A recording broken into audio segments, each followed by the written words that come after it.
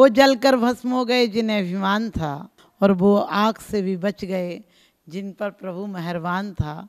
आज होली का दिन है। होली का दिन हमारी भारतीय संस्कृति में एक महान त्यौहार माना जाता है। होली का मतलब सिर्फ रंग नहीं लगाना, बल्कि सब रंग आपस में मिल जाना। और होलिका का दहन आज के दिन लोग कई बार उपले के कंडे बना बना के जलाते हैं। ये भी बौद्ध धर्म की शुरुआत की थी। बौद्ध धर्म की शुरुआत होकर जो ज्ञान मिला था उसका भी स्वरूप में बौद्ध लोग भी मनाते हैं और हिंदू लोग भी मनाते हैं। कंस ने जो पूतना को भेजा था कृष्ण को मारने के लिए, उसने उस दिन गोकुल में सब बच्चों को मार दिया था, लेकिन कृष्ण को मारने आई तो पूतना का वध आज के दिन हुआ था, होली के दिन हुआ था।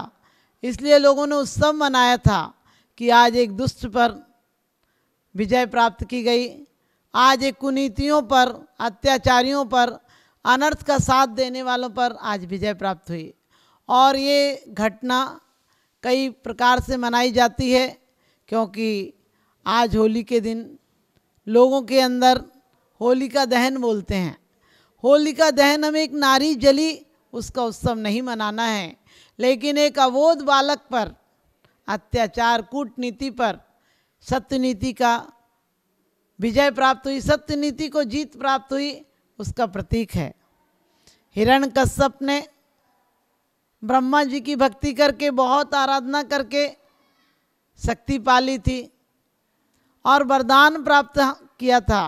वरदान हासिल था उसे कि वो ना दिन में मरेगा, ना रात में मरेगा, ना घर में मरेगा, ना बाहर मरेगा, ना छत के नीचे मरेगा, ना छत के बाहर मरेगा, और ना कोई इंसान मारेगा उसे और ना कोई जानवर मारेगा। लेकिन जब मौत आना हो, जब अनीति और अत्याचार की हद हो जाती है, तो इसी प्रकार से आपको पता है कि कृष्ण जी का भक्त प्रहलाद, उसी का बेटा, घर में ही प्रहलाद विष्णु का नाम लिया करता था और उसे इतनी चिढ़ थी कि मैं ही भगवान हूँ, मैं ही सब कुछ हूँ, क्योंकि उसे वरदान हासिल था। वो अपने आप से किसी को छोटा नहीं समझता था और उसके कारण वो अपने बेटे को, स्वयं के बेटे को भी बहुत बार उसने समझाया, लेकिन वो कहते हैं विष्णु का उपासक था और कृष्ण जी का भक्त था, उसके दिल पर कोई प्रभाव नहीं पड़ा। और कहते हैं कई बार कई प्रकरण आए, कई बार उसने मारने की कोशिश की, कभी खम्भों से बांध दिया, कभी कढ़ाई, चलती हुई कढ़ाई में, तेल की कढ़ाई में उसे छोड़ दिया, और एक नहीं अनेकों दृष्टांत हैं उसके साथ कि उसको मारने के कितने प्रयास किए गए, लेकिन हर बार प्रहलाद बच गया, क्योंकि प्रहलाद के अंदर भगवान की भक्ति थी। कोई अभिमान नहीं था, स्वार्थ नहीं था, हट्टाग्रह नहीं था, सिर्फ भगवान की भक्ति थी। सर्वमान शक्ति के प्रति वो समर्पित था, इसलिए हर बार बच गया। और कहते हैं कि जो हिरण्यकश्यप की बहन थी होलिका, उसे वरदान था कि वो अग्नि में जल नहीं सकती थी, जल के कभी नहीं मर सकती थी। उस पर एक प्रकार का सॉल था जो उसे ओढ़ लेती तो बच जाती। और कहते हैं उसने कूटनीति से अपने भाई को कहा कि तुम्हें चिंता मानने की जरूरत नहीं है, मैं इसको भस्म कर दूंगी, तुमसे बड़ा कौन है, और तुमसे बड़ा यदि कोई अपने आप को मानता है तो इस राज्य में नहीं रह सकता है। उसकी माँ ने बहुत गुहार लगाई, प्रहलाद की माँ ने, कि बेटे को ऐसा मत करो, मैं कैसे देख सकती हूँ, पहले मुझे मार दो। वो कहने लगा नहीं, तेरे सामने ही तेरी औलाद को मारूंगा।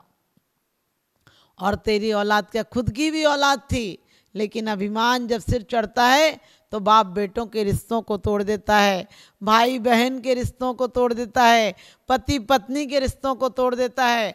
आज पूरी दुनिया में क्यों त्रासदी है, क्यों भयंकर युद्ध हो रहे हैं, क्योंकि अभिमान लड़ता है तो अंधा हो जाता है। अभिमान लड़ता है तो एक दूसरों के प्रति दुश्मनी पैदा कर देता है, और जब प्रेम बढ़ता है तो एक दूसरे के प्रति प्रेम भाव बढ़ जाता है।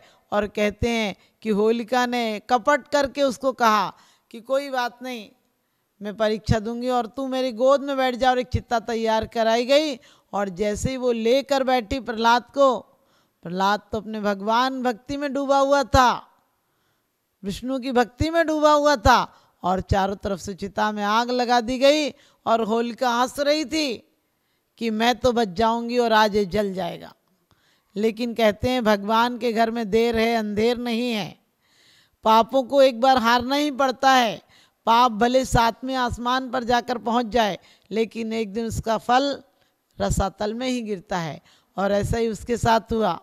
वो जैसे ही बैठी, उसे अभिमान था कि मैं बच जाऊंगी और ये जल जाएगा, लेकिन प्रभु की कृपा हुई, सत्य की जीत हुई, भगवान के भक्त की जीत हुई, और भगवान के प्रति जो द्वेष रखता था उसकी हार हुई और उल्टा हुआ।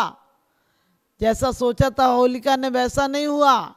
प्रहलाद तो बच गया और होलिका जलने लगी, और जब जलने लगी तो चीखने चिल्लाने लगी, लेकिन आग और पानी किसी का इंतजार नहीं करते, किसी पर रहम नहीं करते हैं, और बड़ी दर्दनाक मौत से वो मरी है। आज हम होलिका दहन मनाते हैं। हमें होलिका दहन से ये नहीं सोचना है कि होलिका जली थी तो हम आनंद मनाएं।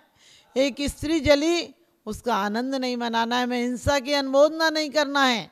हमें रावण दहन देखने नहीं जाना है। हमें कंस वध देखने नहीं जाना है। आज भी करोड़ों वर्ष हो गए, उसके बाद भी हम ये सब कुरीतियों को लिए बैठे हैं। हमें हिंसा की अनुमोदना नहीं करना है, लेकिन अंदर जो कूटनीति की होलिका बैठी है उसका दहन करना है।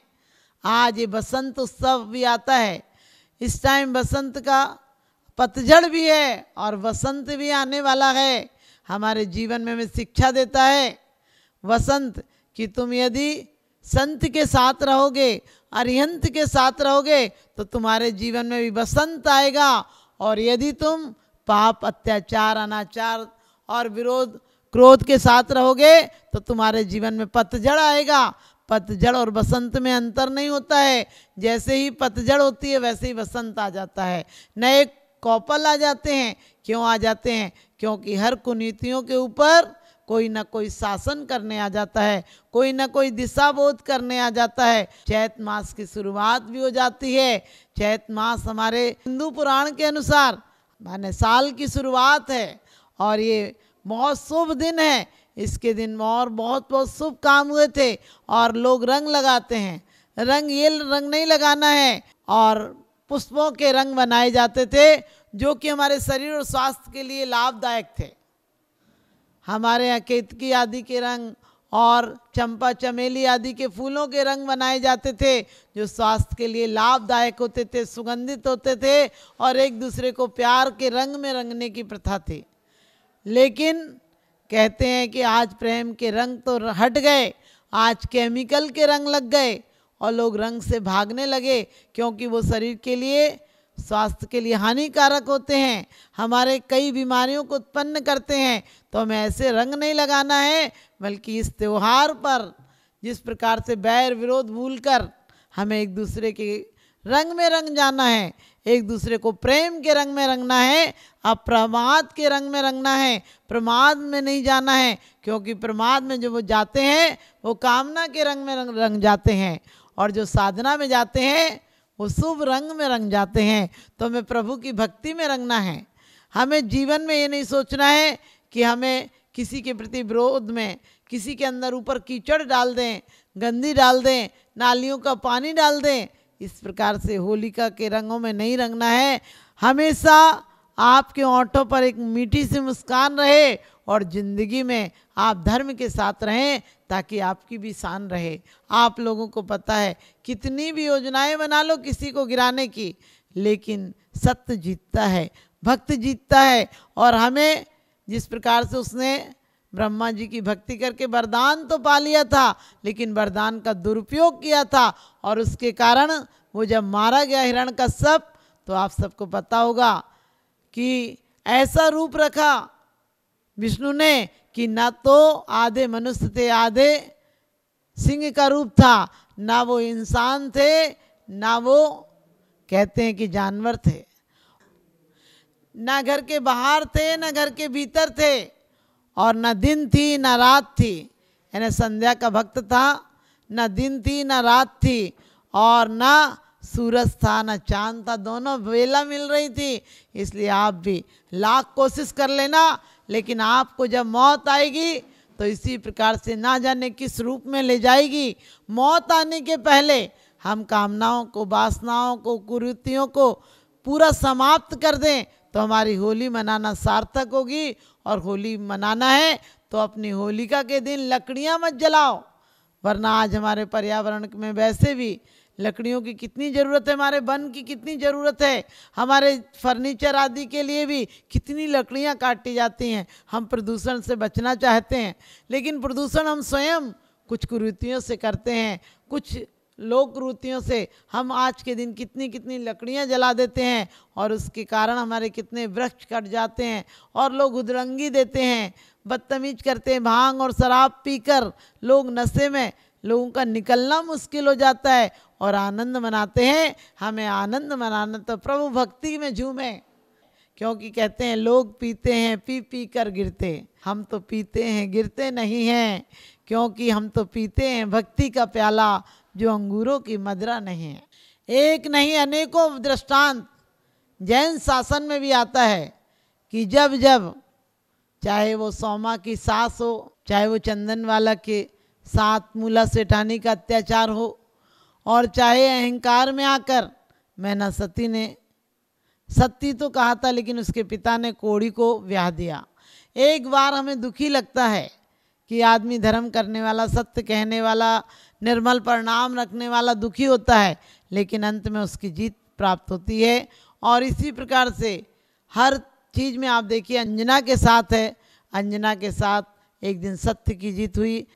प्रभु भक्ति में जो लीन होता है उसे प्रारंभ में लगता है कि उसके जीवन में कष्ट आ रहे हैं, लेकिन आगे चलकर उसके कष्टों का निवारण होता है, क्योंकि प्रभु के दरबार में देर है लेकिन अंधेर नहीं है। कितना भी अत्याचारी अपनी हुकूमत चला ले, अपना शान शौहरत बता दे, लेकिन एक दिन उसकी हार निश्चित होती है। तो हमें भी अपने जीवन में कभी अत्याचार का साथ नहीं देना चाहिए, कभी पापों का साथ नहीं देना चाहिए।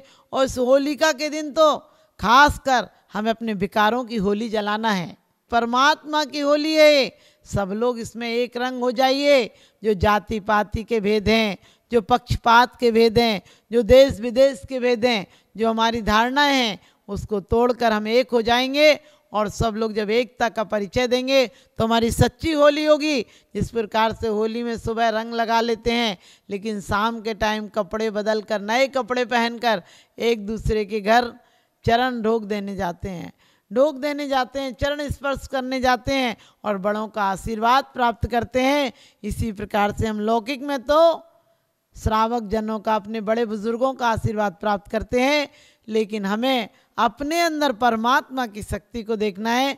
परमात्मा की शक्ति आज भी बहुत है। जब डॉक्टर आपको मना कर देता है कि अब नहीं बच सकते हैं, अब तो डॉक्टर कहता है भगवान ही कोई करिश्मा करे, यानी जब जब करता है तब भगवान करिश्मा करता है। भगवान की जब महर होती है तो चाहे सत्यवती अपने पति को लौटा लाती है, मैना अपने पति को कामदेव सा कर देती है, सोमा अपने पति का जहर उतार देती है, और प्रहलाद आग से बच जाता है। तो हमारे और आपके सामने भी, हमारे और आपके अंदर भी दो तरह के इंसान हैं। दो तरह के हम उठें तो परमात्मा बन सकते हैं, दो तरह की संभावनाएं हैं।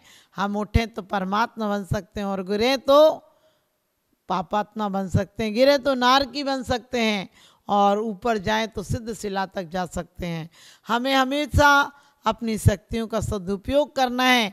कभी भी किसी गरीब को, किसी दीन दुखी को, किसी को लाचार को हमें उसके साथ अभद्र व्यवहार नहीं करना है, और हमें प्रमाद में नहीं जीना है।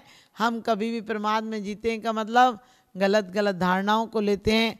तो इस बसंत उत्सव पर आना है, और होरा भी इसे कहते हैं, होरा जलाते हैं, यानी वो होरा जलाने का मतलब है होरा जलाना नहीं चाहिए, बल्कि लेकिन कुछ कुछ लोगों की मान्यता है कि इन दिनों धान, कच्चा धान होता है, गेहूं कच्चे होते हैं, चने कच्चे होते हैं, तो उसको पका पका कर लोग खाते हैं और कहते हैं शुभ है। शुभ नहीं है, बल्कि इसका प्रतीक है कि तुम भी अपने जीवन को, जब तक अभी धान में हराई है, हरापन है, जब तक गेहूं में हरापन है, तब तक आप देख लो उसे पका कर खाना है, कच्चा खाना है। कच्चा खाना है तो भूसा प्राप्त नहीं होगा, और पका कर खाओगे तो गेहूं के साथ तुम्हें भूसा भी प्राप्त होगा, और जीवन में बहुत दिनों तक वो धान चल सकेगा। तो हम लोगों को इस चैत मास की पूर्णमासी के दिन अपने आप के ज़िंदगी में पूर्णमासी को लाना है। और चैत मास में हमारे तीर्थंकरों के इतने कल्याणक हैं, हमें उन कल्याणकों से शिक्षा लेना है कि हमें भी कल्याण के मार्ग पर चलना है। और इस वर्ण से नाम कर्म में जो हमें रंग रूप मिले हैं उस रंग से भी उस रंग में जाना है, भक्ति के रंग में रंगना है, जो एक बार जाकर वापस नहीं आना है। आपके चेहरे पर मीठी सी मुस्कान हो और आपकी ज़िंदगी में खुशियाँ भी आपकी गुलाम हो। इस होली के त्यौहार पर कोई नहीं रहे उदास और आनंद रहे सबके जीवन में, सबके जीवन में हो उल्लास, सबके जीवन में हो उल्लास। यही आशीर्वाद है कि होली के दिन को, त्यौहार को हमें भक्ति के रंग में डूबना है, आराधना में, उपासना में, प्रसन्नता में। और कोई बैर विरोध की गांठ है तो खोलो, वरना होलिका की तहत हमारी कसाएं भी हमारा दहन कर देंगी। क्योंकि जब क्रोध आता है हिरण्यकश्यप को तो भूल जाता है, और क्रोध के साथ साथ मान आता है कि कोई मेरा नमस्कार नहीं करता है। और होलिका मायाचारी करती है, हिरण्यकश्यप मायाचारी करके प्रहलाद को लेकर डूबता है तो उसकी लोभ कसाई भी सर्वनाश कर देती है, उसका जीवन का विनाश कर देती है। हमारे जीवन में भी वो दिन नहीं आए जो कि हमारे जीवन में हमारी कसाएं होलिका की तरह हमारे अग्नि दहन में कारण बन जाएं और हमारा सर्वनाश करा दें। उसके पहले सर्व विकास करना है, पूर्ण विकास करना है। और आप सबके जीवन में होली का त्यौहार हर्ष उल्लास पूर्वक मने, आप लोगों के जीवन की दुख दुविधाएं मिटें, यही मेरा शुभाशीष है।